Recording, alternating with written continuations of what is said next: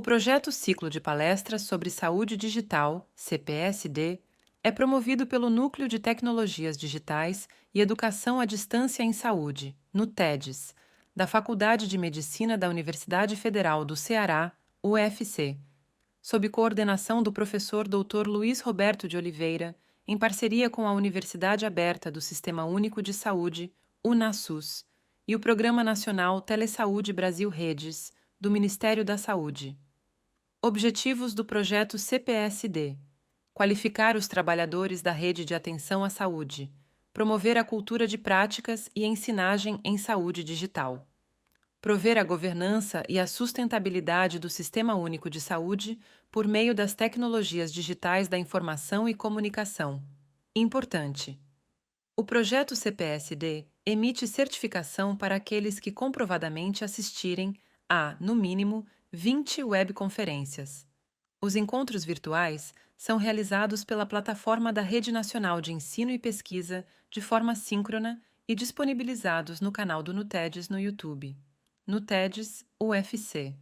Siga-nos nas redes sociais: Instagram, @NUTEDES, UFC, Facebook, @nutedes.ufc. Acesse a web rádio do NUTEDES, disponível pelo site nutedes.ufc.br. Bom dia, boa tarde, boa noite, né, a todos os colegas que estão acessando a gente aqui, né, no novo ciclo de palestra Saúde Digital.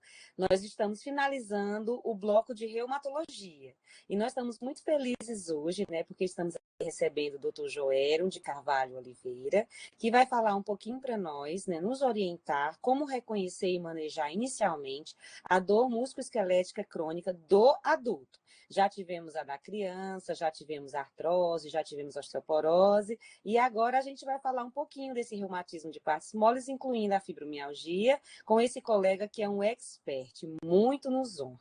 Muito obrigada, professor, a sala é sua. Obrigado, Sheila, é um prazer estar aqui, né? Meu nome é Joéron, eu sou médico reumatologista do Hospital Geral de Fortaleza. Eu vou falar hoje com vocês sobre o reconhecimento e manejo inicial da dor musculoesquelética crônica no adulto, certo? Mas por que falar de dor, né, e de dor crônica? A dor, ela é a principal causa de procura de assistência médica, né? E as três causas mais frequentes são osteoartrite, lombalgia e cefaleia, que são causas de dor crônica, né? E tem uma prevalência alta, né, que varia de 11% a 40%. A Associação Internacional para o Estudo da Dor traz a definição de dor como sendo uma experiência sensorial e emocional desagradável, semelhante associada a danos potenciais do tecido. Essa definição ela tem evoluído ao longo do tempo, tentando atender todas as necessidades desses pacientes que têm dor crônica. Segundo a IASP, né, a dor ela pode ser classificada em três tipos, né? A dor nociceptiva, a dor neuropática e a dor nociplástica. E ela vai ser considerada crônica quando ultrapassar um período de duração maior do que 3 meses. O primeiro tipo, a dor nociceptiva, ela é um tipo mais conhecido, né? O tipo de dor que todos nós já tivemos contato alguma vez na nossa vida, né? Ela é secundária geralmente a um trauma tecidual e ela geralmente é uma dor bem localizada, relacionada ao movimento, ao toque e é aliviada por medidas locais. Lembrando que ela pode tanto ser de estruturas periféricas, né, como o sistema músculo-esquelético, como também viscerais, né, como coração, estômago, rim. A dor neuropática, ela já é consequência de uma lesão tecidual no sistema nervoso central ou periférico, né? Ela é diferente em qualidade em relação à dor nociceptiva, né? Ela geralmente tem uma característica de queimação, formigamento, ela costuma ser pior no período noturno, e quando por uma lesão mais leve, né, a gente classifica ela como neuropraxia, geralmente é um quadro reversível, né, limitado no tempo, e quando crônico, né, quando é irreversível, né, a gente classifica como sendo uma neuropatia. E o terceiro tipo, a dor nociplástica, ela, ao contrário dos outros dois tipos, não tem relação com uma lesão tecidual, mas sim com um processo de sensibilização do sistema nervoso que leva a um quadro de dor crônica, né? A dor nociplástica, ela é tipicamente crônica, diferente dos outros dois tipos que também podem ser agudas ou crônicas, né? Ela geralmente é mal localizada, pode ter uma relação com o movimento que pode ser positivo ou não. Ela geralmente se associa a outros quadros dolorosos. Então, esse processo de sensibilização no sistema nervoso, além de levar à dor, pode levar a algumas síndromes funcionais, né? Que aí a gente inclui a fibromialgia, a síndrome do intestino irritável, a lombalgia crônica inespecífica, a cistite intersticial, né? Aí também poderia ser incluída a dor pélvica crônica em homem ou em mulher, né? E ela tem outras características marcantes. O distúrbio do sono é muito frequente, né? Então, o distúrbio do sono aí, ela tem uma relação com a dor nociplástica, que é uma via de mão dupla. Então, tanto a dor piora o sono, como o sono ruim piora a dor, né? Ela geralmente está associada à fadiga, a distúrbios cognitivos, perda de memória, e também ao estresse psicológico. A dor nociplástica, ela é melhor compreendida hoje em dia dentro do chamado modelo biopsicossocial, que, como o nome já diz, vai integrar fatores biológicos, psíquicos e sociais, né? Aqui dentro dos fatores biológicos, só para exemplificar para vocês, a genética, né? Pacientes com fibromialgia têm uma incidência aumentada da doença dentro da família, né? Dentro dos fatores sociais, a gente pode exemplificar o ambiente social. Então, assim, a maneira como o familiar lida com a dor, isso pode ser um determinante de como aquela pessoa também vai lidar com a dor, né? E a questão do humor também está intrinsecamente ligada à gênese da dor. E existem pacientes que têm um quadro de dor cujas características não vão se encaixar em nenhum dos tipos que a gente mencionou antes. Para alguns autores, eles classificam como sendo uma dor mista. Outros autores não vão trazer esse tipo de dor. Mas é importante que a gente fale dele, porque pacientes que vão apresentar características de mais de um tipo de dor podem se beneficiar de mais de um tipo de tratamento. Então, às vezes, o paciente com dor crônica, você tem que associar tratamento direcionado para mais de um tipo de dor, né? O entendimento mais atual diz que esses três tipos de dor, na verdade, poderiam fazer parte de um contínuo de um mesmo fenômeno, que é a dor. E como é que a gente vai avaliar inicialmente esse paciente, né? Primeiro de tudo, classificar a dor, o tipo da dor, que a gente falou anteriormente, aqueles três tipos e a possibilidade da dor mista, né? A intensidade, que existem a escala visual de dor é uma boa maneira prática de avaliar a intensidade, e a repercussão, sendo que a intensidade e a repercussão da dor na vida do paciente vão estar intrinsecamente ligados. Geralmente, eu avalio a repercussão através da funcionalidade. Então, você vai perguntar para o paciente que tipo de atividade ele deixa de fazer por causa da dor, se é atividades domésticas, se é atividade laboral fora de casa, se ele deixa de fazer o exercício, entendeu? Então, assim, a intensidade e a repercussão vão estar intrinsecamente ligados. Você tem que identificar também as causas da dor, né? Que estruturas estão envolvidas, se o paciente tem uma artrose de joelho, uma artrose de coluna, né? Se ele tem uma síndrome do túnel do carpo, tem que identificar se existe um processo inflamatório associado, o paciente tem uma artrite reumatoide, uma espondilite, né? A dor sugere inflamação, né? Se existem alterações metabólicas, como diabetes, deficiência de B12, que podem causar uma dor neuropática. Lembrando que o paciente diabético também tem muito quadro de tendinopatia, então você pode ter aí mais de um tipo de dor também. Doenças infecciosas, nosso meio lembrar muito da hanseníase, que pode simular um quadro de artrite, pode dar dor neuropática também. E os transtornos psiquiátricos, né? Então é interessante identificar, por exemplo, o paciente com fibromialgia, se ele tem um quadro de ansiedade maior, ou mesmo de depressão, se ele se beneficiaria do acompanhamento conjunto com o psiquiatra. E, como parte da avaliação, identificar o paciente, principalmente no tocante à idade e às comorbidades, principalmente para a seleção de qual tratamento farmacológico vai ser direcionado para esse paciente.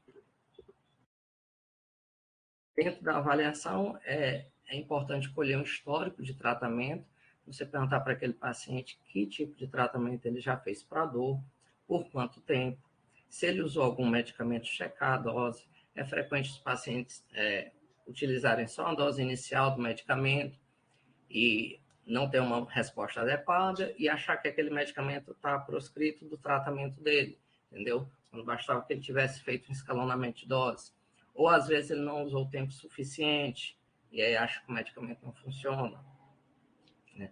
Checar se houve efeitos colaterais, como foi lidado com esses efeitos colaterais. Às vezes o paciente, por exemplo, deixa de usar um determinado medicamento por constipação e isso poderia ser lidado com suplemento de fibras, entendeu? E a resposta a esse medicamento, se for uma resposta parcial, se você poderia tentar de novo esse medicamento associado a outro, né? É bom checar o uso abusivo de medicamentos, isso é muito frequente no paciente com dor crônica, né?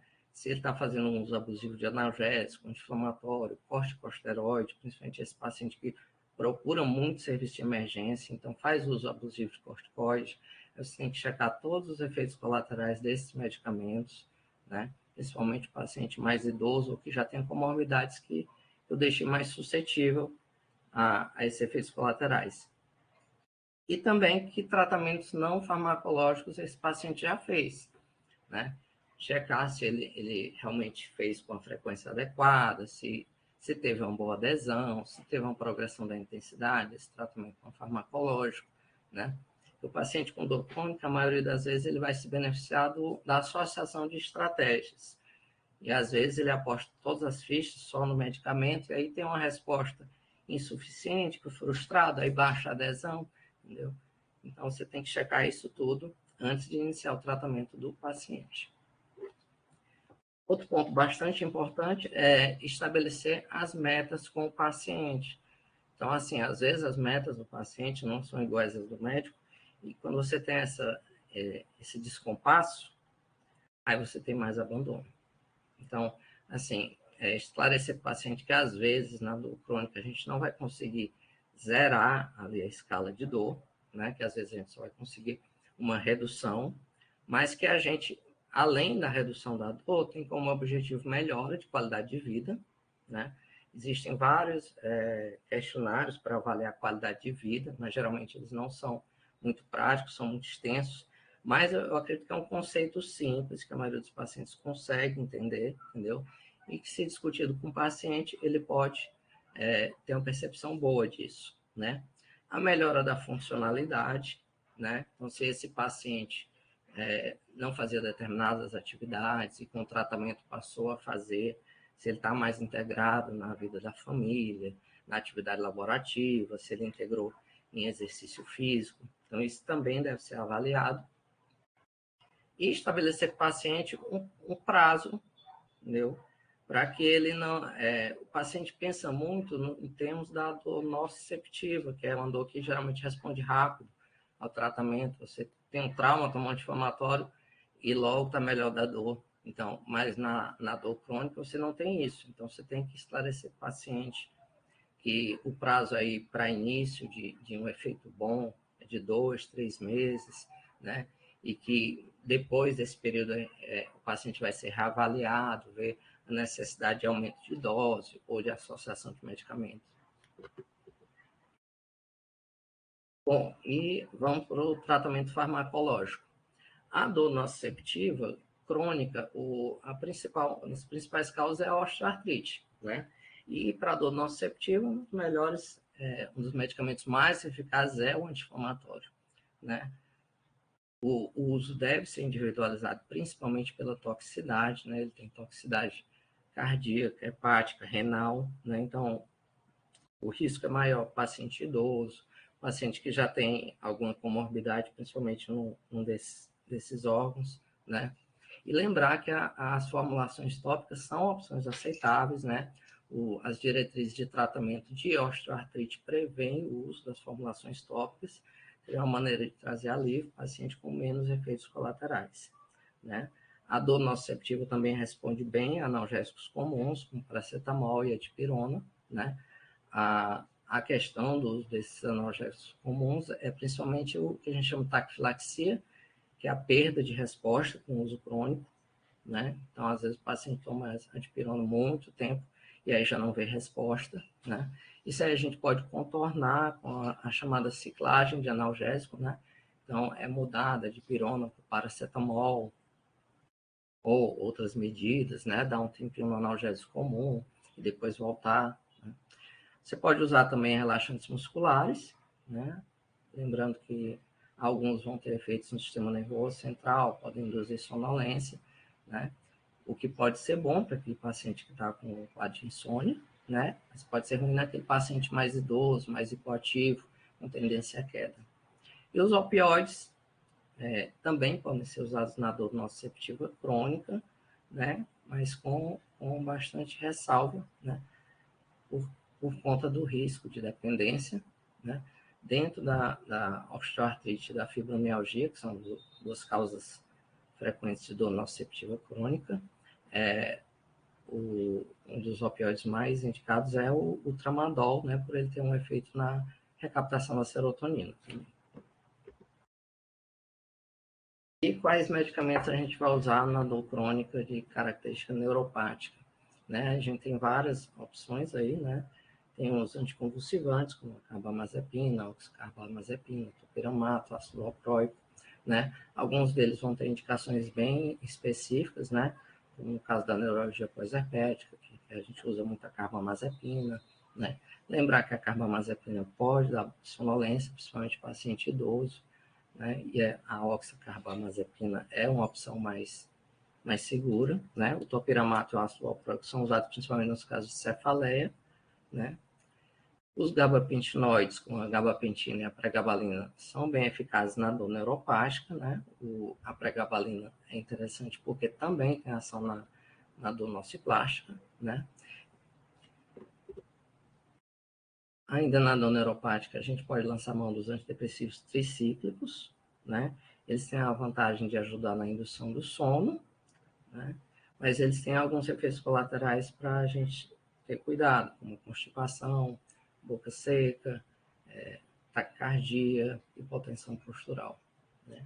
Os antidepressivos duais também são boas opções de tratamento na dor neuropática, né? E também tem a vantagem de atuar na dor nociplástica. Eles não induzem o sono, como os triciclos, mas eles têm uma boa ação nos sintomas de ansiedade e de depressão. Algumas medicações vão ter um uso off-label, né? Principalmente na indução do sono, como a quetiapina, risperidona e a trazodona, certo? Lembrando que o que a gente disse antes, né? Que a questão do distúrbio do sono aí é uma via de mão dupla com a dor, né? Então, a dor piora o sono e a falta do sono piora a dor, né? E de uso tópico, a gente tem duas medicações interessantes, a capsaicina e a lidocaína. A capsaicina é um derivado da pimenta, que existe uma formulação tópica no mercado, que é o Momit, né? Que ele tem indicação em algumas dores neuropáticas, como a neurologia pós-herpética, e também na osteoartrite, né? Só o cuidado que tem que ter é porque é uma substância irritante, né? Então, o paciente que usar tem que, depois do uso, lavar bem as mãos para evitar o contato com o olho, né? A lidocaína, por via tópica, existe um adesivo no mercado, o Toperma, que também tem indicação em neuralgias pós-herpéticas, né? Então, são duas opções de uso tópico, né? Que deixam a gente mais seguro quanto à questão dos efeitos colaterais que as medicações sistêmicas têm, né? E são opções para otimizar o tratamento. O paciente que já está com uma medicação sistêmica e que você quer otimizar aquele tratamento. A dor nociplástica, né? A dor nociplástica vai ser a mais comum que a gente vai encontrar dentro das dores musculoesqueléticas crônicas, né?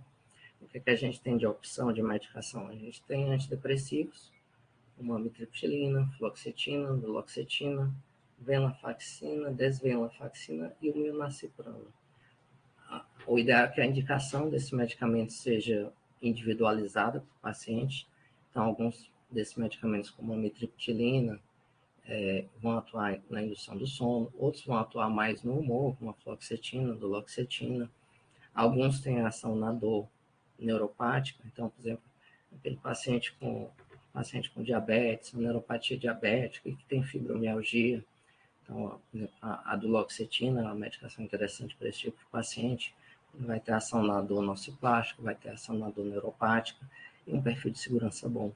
Né? E dos gabapentinoides, a gente tem a pregabalina, né, que a gente já tinha citado antes no tratamento da dor neuropática. Né? Ela também vai ter uma ação na dor nociplástica. Como eu disse antes, também vai ajudar na indução do sono e também tem algum efeito nos sintomas de ansiedade. Né? Esses medicamentos podem ser usados isoladamente ou você pode fazer associações. Né? Só ter o cuidado de não associar dois medicamentos que inibam recaptação de serotonina, como fluoxetina e duloxetina, né? Mas associações como amitriptilina com fluoxetina, amitriptilina com duloxetina, são associações frequentes, né? Ou da pregabalina com esses antidepressivos, né? Só ter o cuidado de evitar sonolência excessiva, quando associar, por exemplo, pregabalina e amitriptilina. E do tratamento não farmacológico? O primeiro ponto, com toda doença crônica, é a educação, né?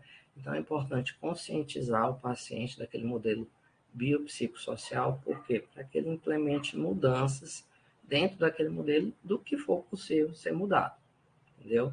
Mudanças de ambiente, mudanças de comportamento, entendeu? Modificações de estilo de vida, né? O exercício aí vai estar indicado. O exercício aí, ele tem que ser individualizado de acordo com a doença de base, né? Com se é com fibromialgia, se é osteoartrite, se tem diabetes, se não tem, de acordo com a idade. A prescrição do exercício tem que ser muito individualizada, né?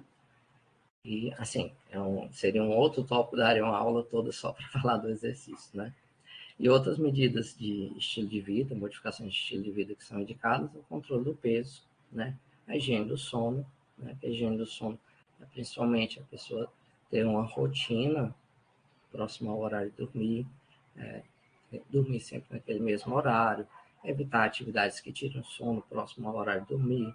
O ambiente de dormir tem que ser um ambiente tranquilo, com pouca luz, pouco som, entendeu?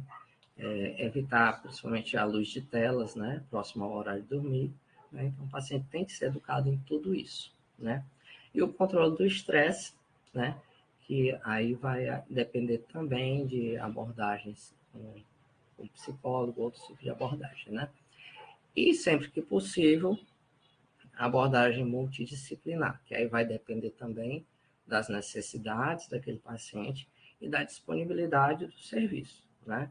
Então, a maioria dos pacientes iam se beneficiar de mais uma dessas abordagens, então às vezes o paciente precisa de uma fisioterapia, precisa de um atendimento psicológico, precisa de um profissional de educação física, mas a gente sabe que nem sempre a gente vai ter a disponibilidade de todos esses. Então, tem que ser, a indicação acaba sendo mais individualizada, né? Dentro da psicoterapia, a gente tem mais de uma modalidade, mas o que a literatura é mais profícua em falar em resultados é a terapia cognitivo-comportamental, né? Mas isso não exclui, por exemplo, se o paciente tiver acesso a um psicólogo de outra abordagem, de que ele não vai se beneficiar, né? Isso é um ponto de senso dentro da psicologia, entendeu? Se houver disponibilidade, dá preferência à terapia cognitivo-comportamental. Se não, outras modalidades, outras abordagens são bem-vindas.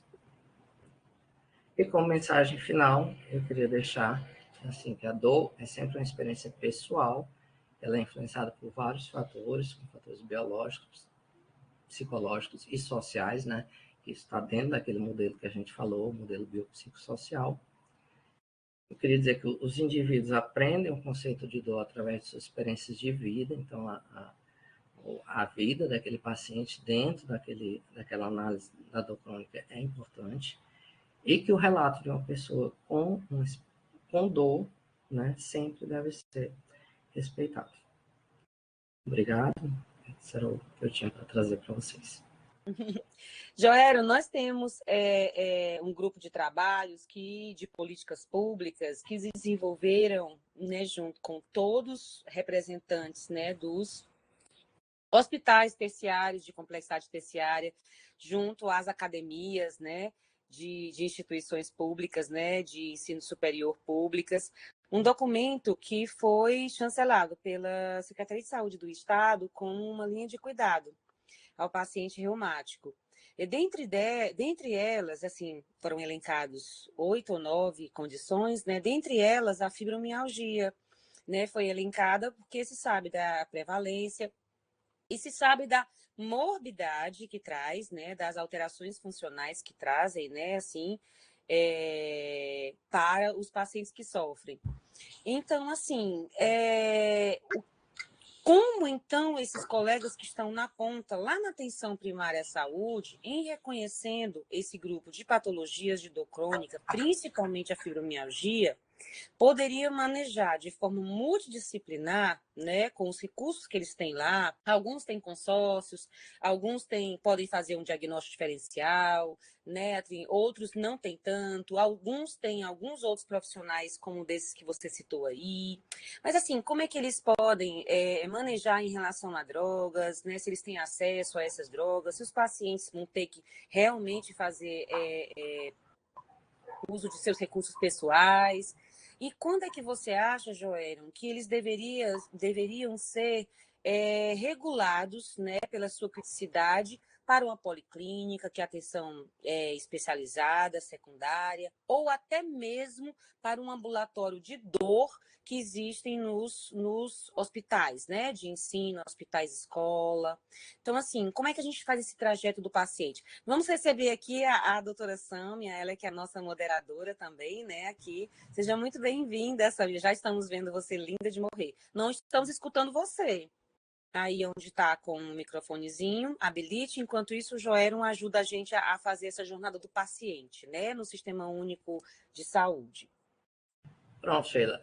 Eu acho que o ponto inicial é o que a gente falou aqui na aula, de você avaliar o paciente, né? Ver a intensidade da dor, ver quem é aquele paciente, né? Para selecionar a melhor terapia farmacológica, né? E que outra terapia ele vai precisar mais, né? Então, assim, por exemplo, eu indico alguns pacientes com fibromialgia para psicoterapia, mas não indico todos, porque eu sei que o acesso é ruim. Então, aquele paciente que tem mais sintomas ansiosos, que tem um quadro emocional mais proeminente, então esse eu dou preferência ao encaminhamento para o psicólogo, né? Já aquele paciente que tem mais limitação funcional, tem, por exemplo, uma artrose associada, não, aí eu procuro investir mais na questão da fisioterapia e do exercício, certo?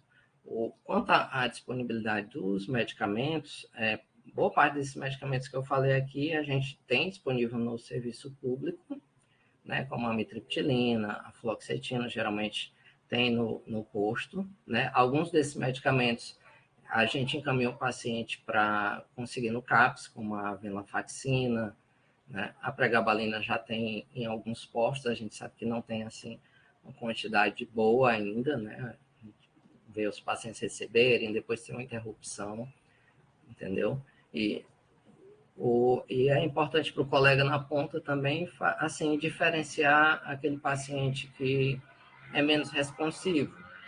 Então, por exemplo, o paciente já fez tratamento com tempo adequado, com 3 ou 4 drogas, entendeu? Então, será que esse paciente já não merece uma referência para um serviço terciário? Será que ele não precisa um acompanhamento conjunto com o psiquiatra, né? Porque boa parte desses pacientes com fibromialgia que não respondem a diversos tratamentos, às vezes há uma resistência à avaliação com o psiquiatra, né?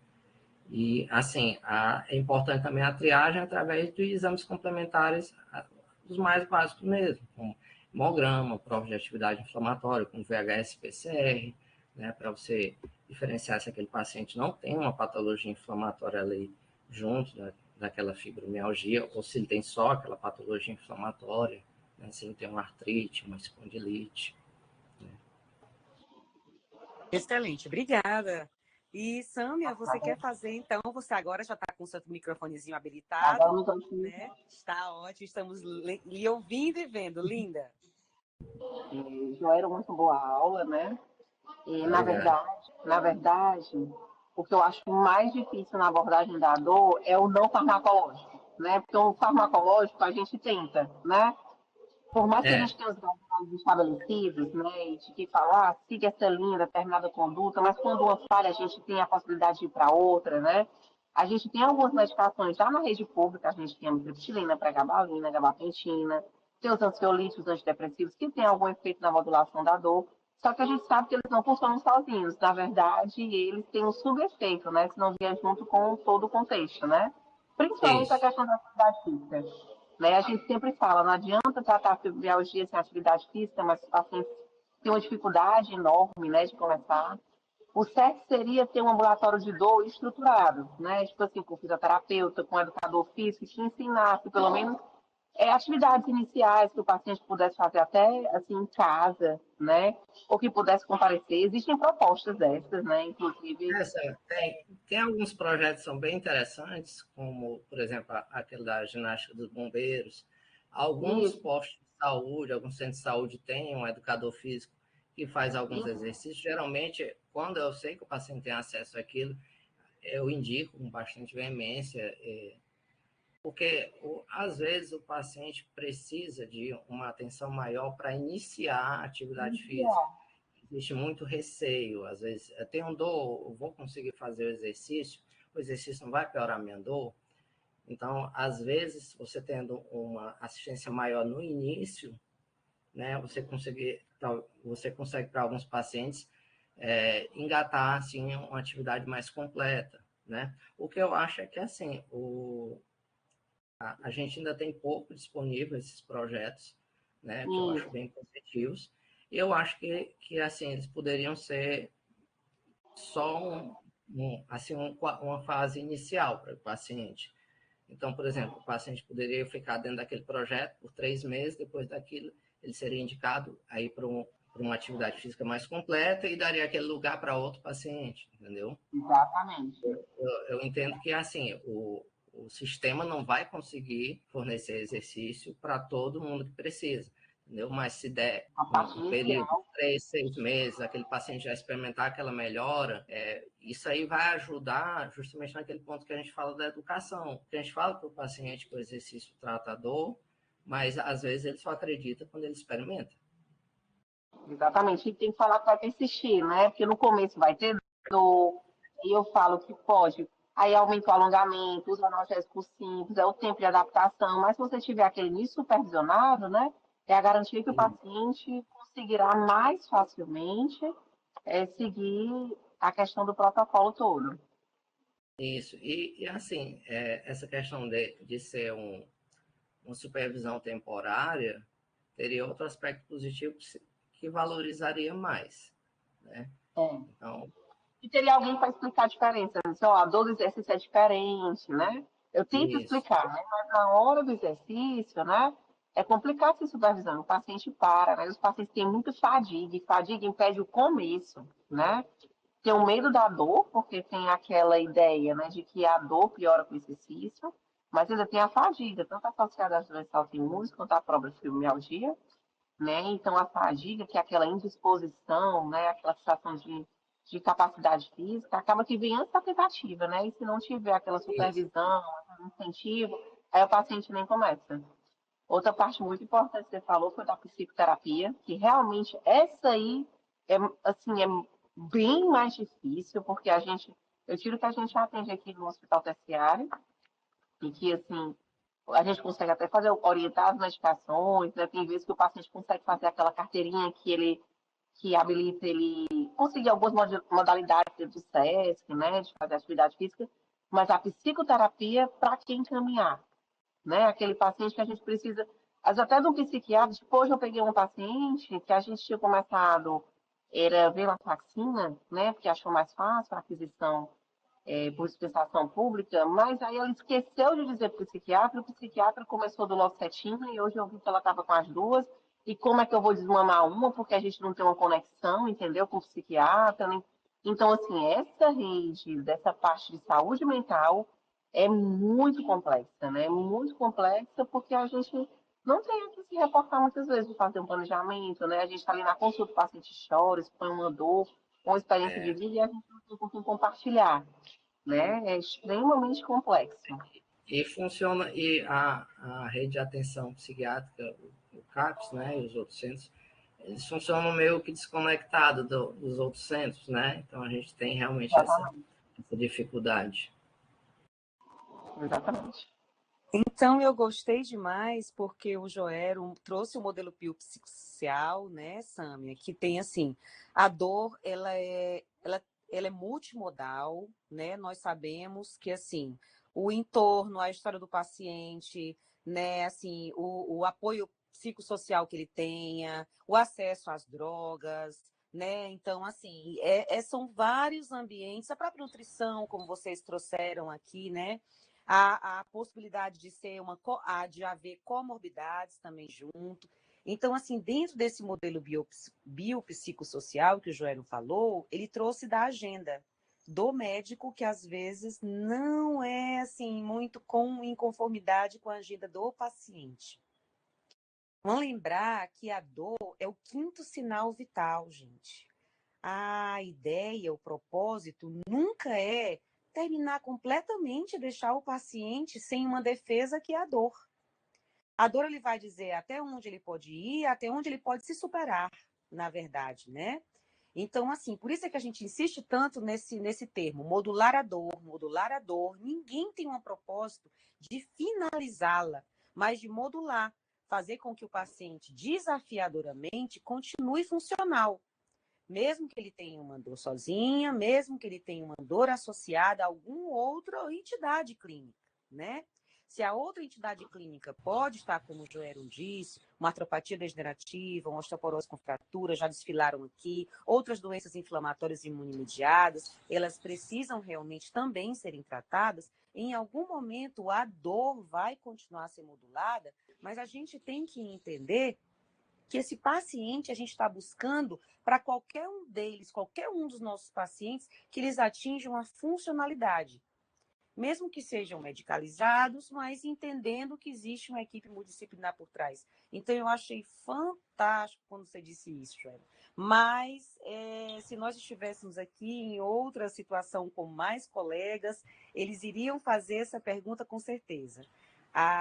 Existe uma escada analgésica, né? A gente sabe que a gente vai subindo, mesmo que o propósito não seja trazer uma analgesia, uma anestesia ao paciente, ele não tem uma dor oncológica, ele tem que ser funcional, ele tem expectativa de vida, ele tem um papel social, né? Enfim, né? Para continuar. Mas aonde dessa escada analgésica, Joero, eu vou colocar os canabidióis. Lógico, para dor crônica músculo-esquelética, né? Assim, a gente, quando a gente fala em dor crônica musculoesquelética, geralmente eu não abordo essa questão da escala, porque ela foi designada originalmente para o paciente oncológico, né? E o foco dela, na verdade, é só a intensidade da dor. Então, ela não leva em conta, por exemplo, o tipo da dor, que foi o que, como a gente começou aqui a aula, né? Aqueles 3 tipos de dor. Então, por exemplo, se eu for me fiar só na escala, então, para muitos pacientes com dor musculoesquelética crônica, eu vou fazer opioide, que não é uma boa opção. O opioide não é uma boa opção. Paciente com fibromialgia não é uma boa opção. Paciente com osteoartrite, entendeu? Então, assim, a gente se vê muito mais na qualidade da dor, né? Naquele histórico de tratamento do paciente, do que na questão da escala. O canabidiol, né, ele estaria dentro dessa lógica da escala, seria depois dos opioides. Por quê? Porque a posição dele hoje em dia é aquele paciente refratário aos outros tratamentos, né? Então, os estudos que a gente ainda tem ainda são um pouco conflitantes. Então, às vezes, o estudo, ele coloca dentro do mesmo estudo mais de um tipo de paciente, né? Então, a gente não tem ainda um papel bem definido, mas ele seria para aquele paciente refratário, todas aquelas outras medidas que você já fez, né? Incluindo o opioide. Apesar do opioide não ser uma boa opção no tratamento com dor musculoesquelética crônica. Eu também fiquei bem satisfeita com a abordagem da dor. Lógico que dor é um mundo, né? Assim, É, teria que ser um módulo, né? Só de 4, 5 aulas, 10 aulas de dor, né? Porque dor está interligado com tudo, tem vários gatilhos, tem vários tratamentos e abordagens, né? Vários tipos. Mas eu achei extremamente bem abordado, sucinto e objetivo, certo? É extremamente esclarecedor. Queria agradecer ao Joelho pela possibilidade, né, de colaboração com esse projeto, tá certo? E dizer que nós estamos à disposição, né, tanto o Joel, eu também trabalho em serviço público, o Joel trabalha comigo no Hospital Geral. Aqui nós somos dermatologistas, mas também tem um serviço de dor, né? Mas o que acontece com a rede da dor, né? Uma rede, assim como outras, também bem superlotada, né? A gente, assim, enquanto a gente tem, vamos supor, 10 ambulatórios de dermatologia, existe um ambulatório da dor, assim, são poucos médicos nesse projeto, tá? Então, assim, ele tem as suas limitações, né? Mas que a gente tenta cooperar, né? A gente fica com as modalidades de dor nossa que a gente consegue, mas chega num nível que realmente precisa de uma expertise maior, né? Tem que usar os anestésicos, tem que ter uma propedêutica melhor estruturada, né? Que muitas vezes os anestesistas é que tem essa abordagem, né? Mas, assim, diante das dificuldades, a gente continua aqui à disposição, tá certo? Se precisarem, podem contar conosco. Boa noite. boa noite. Gente, em nome do Núcleo de Teleeducação e Ensino à Distância, aqui da Faculdade de Medicina, Universidade Federal do Ceará, a gente gostaria de agradecer bastante a participação de vocês no bloco de reumatologia. Nosso objetivo aqui com o ciclo de palestras sobre saúde digital é justamente fortalecer a distância, que é o que nós estamos fazendo, que é a telemedicina, a telesaúde, porque também tem outros grupos que desfilaram por aqui já, mas é assim, é fortalecer essa equipe de trabalho, né? De profissionais, né, multi-especialistas, de trabalhadores de saúde, enfim, né, no uso racional desses recursos do Sistema Unificado de Saúde e também no fortalecimento da atenção integral ao paciente. Então, um beijo no coração de todos vocês aqui, viu, gente? Tchau. Muito obrigada. Vocês vieram Boa no seu noite. projeto. E até a próxima. Quem sabe num curso de dor, hein? Exatamente. Beijo, gente. Boa noite.